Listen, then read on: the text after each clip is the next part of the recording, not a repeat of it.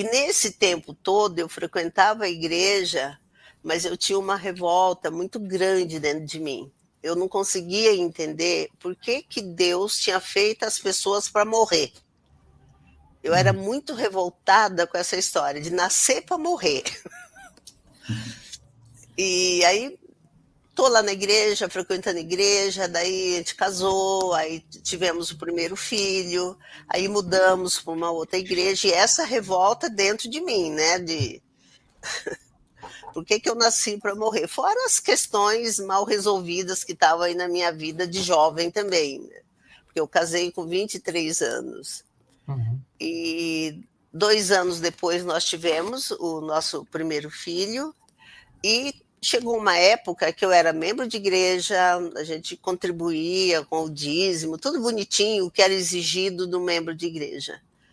Mas eu continuava muito brava com Deus e muito revoltada. Aí um dia, a esposa do pastor, que é a Olga e o Odilon, que eles também estão vivos, estão em Santos hoje, eles me convidaram para convidar. Eles estavam recebendo um grupo de jovens na igreja, que eram os Jovens em Cristo, que era um grupo de jovens musical, filhos dos Jovens da Verdade. Aí a Olga e o Odilon era o pastor da igreja, ela me convidou para oferecer almoço para esses jovens. Então, nesse dia, eu gosto muito de receber as pessoas, sempre gostei, fiz o almoço direitinho e fui para o culto.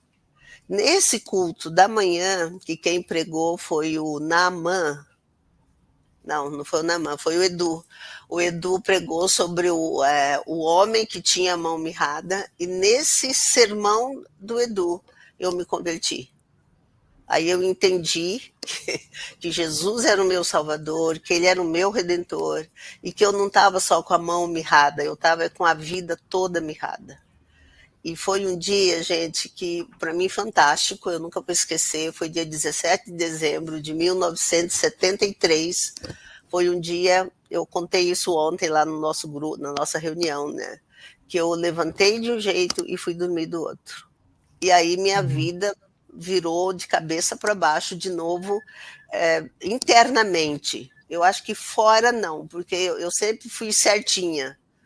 Então, esse testemunho que a pessoa vem e fala que fez isso, fez aquilo outro, eu não tenho esse testemunho. Eu sempre fui certinha, bonitinha, tudo regradinho. Mas o interior, a minha paz e a minha tranquilidade, que aí eu poderia morrer, mas mesmo morrendo eu tinha vida, começou a fazer toda a diferença realmente na minha vida.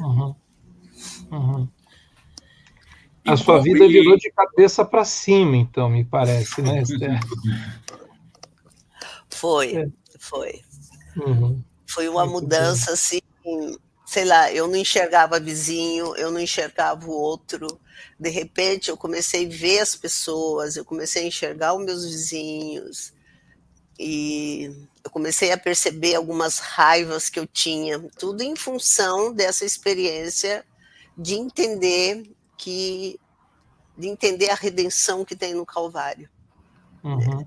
Nesse período que eu tratei o ódio que eu tinha dos japoneses, que aí foi que eu vi que eu tinha muita raiva mesmo dos orientais, não precisava ser japonês, bastava ser oriental. Eu tinha muita raiva dos ricos, porque eu vi os ricos explorando muito meu pai, e eu tinha muita raiva também das mulheres, que minha mãe, tadinha, com 16 anos, um filho atrás do outro. Então ela me criou, me deu comida, me deu roupa, mas eu fui uma órfã afetiva. E foi a partir desse momento aí, né, até com a ajuda também de outras pessoas, grupos que eu fiz, grupos de silêncio, grupo de estudo bíblico, foi que eu fui tratando todas essas coisas na minha vida.